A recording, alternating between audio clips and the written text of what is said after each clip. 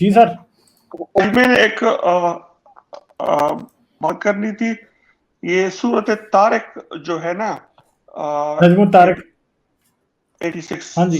ہاں، ہاں تو اس میں یہ لکھا ہے کہ فَلْيَنْظُرِ الْإِنسَانُ مِمَّ خُلِقَ، تو کیا ہاں انسان نے نہیں دیکھا کہ اسے کس چیز سے پیدا کیا؟ ایگزیکٹلی. خُلِقَ مِن مَاءٍ دَافِقٍ، یہ ایک اچھلتے ہوئے پانی سے پانی سے پیدا کیا. ہاں ہاں یخرج من بین الصلب والترائب، جو سینے ہاں کی ہڈی اور ربس کے درمیان میں سے نکلتی ہے. ہاں تو ہاں. اور بتائیں آپ ڈاکٹر ہیں آپ.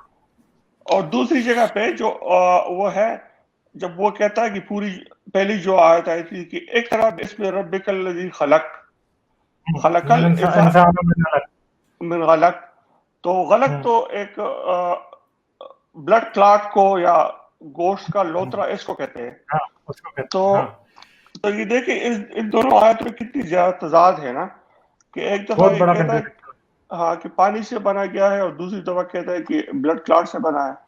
تو اور بلڈ پانی کلاٹ بھی وہ جو کہ پشت اور پسلیوں کے درمیان سے بتا رہا ہے، مطلب جگہ بھی ایسی بتا رہا ہے کہ میڈیکل سائنس سے کہیں بھی ثابت نہیں ہوتی، بلکہ میڈیکل سائنس ٹوٹلی اس کے اپوزٹ جا رہی ہے. آپ بتائیں، اب آپ تو ڈاکٹر ہیں.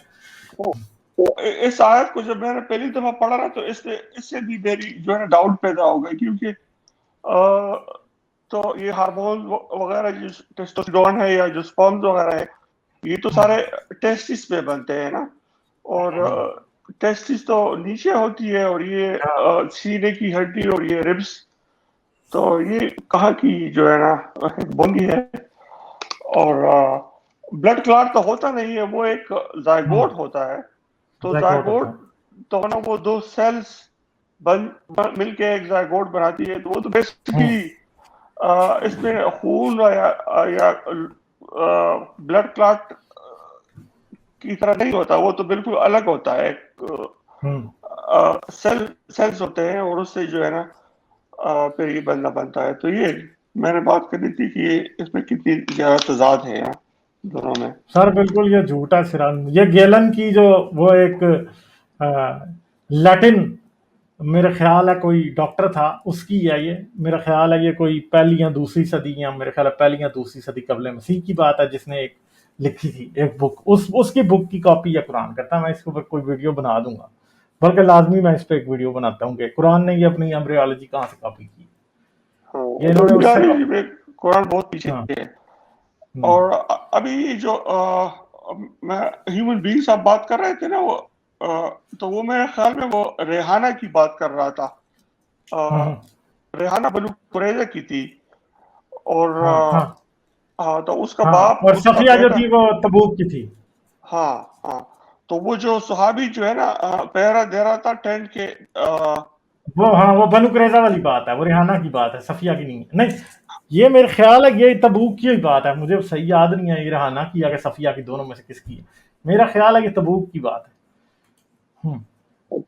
وہ جو صحابی پہرا دے رہا تھا نا، تو وہ اس کی لاجک یہ تھی کہ تم نے اس کے بیٹوں، باپ اور شوہر کو مار دیا، تو مجھے آپ کی زندگی کا جو ہے نا ڈر تھا کہ آپ کو کچھ ہو نہیں جائے، اس لیے وہ بات پہرا دے رہا تھا. تو اب سوچے ہیں کہ خیمے کے باہر سے کیا اس کو اندر کی صورتحال کا نہیں پتہ لگ رہا ہوگا. میرے خیال ہے اس کو سارا کچھ پتہ لگ رہا ہوگا. ہمیں تو خیمے میں دیا بھی جلایا تو سب کچھ پتہ لگ رہا ہوگا. ہوا چلی تو خیمہ شاید اڑ بھی جاتا ہو تھوڑا بہت، کیا پتا. اس میں یہ بات بھی ہے کہ اگر آپ کسی سے سیکس کرتے ہیں تو اس کے لیے تو اچھا پورا ماحول چاہیے نا، کہ آپ کی جو ہے نا آٹونامک نروس سسٹم کام کرنا شروع کر دے، اور آپ کی اریکشن بھی ہو جائے. لیکن اگر ایسے حالت میں یہ جو وہ کرتے ہیں ریپسٹ، تو ان کی جو ہے نا سیکس اس وقت آ جاتی ہے جب وہ کسی اس طرح کی کسی کام میں ملوث ہونا. تو یہ بھی ایک بات ہے کہ یہ نارمل سیکس نارمل بندہ نہیں تھا. یہ تو بات سر ہے ہی ہے، مگر سوچیں کہ یہ ریپ ہی ہے نا. وہ عورت کتنی، وہ سیکس کو اگر انجوائے نہیں کر رہی تو ریپ ہی ہے نا. اس کی مرضی بھی نہیں ہے. کیا مرضی ہے اس کی؟ سوچیں.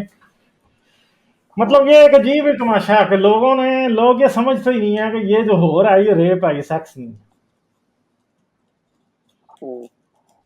ٹھیک ہے سر، بہت چلیں صحیح سر، بات ہے. Thank you. چلیں ٹھیک ہے، تھینک یو، اوکے.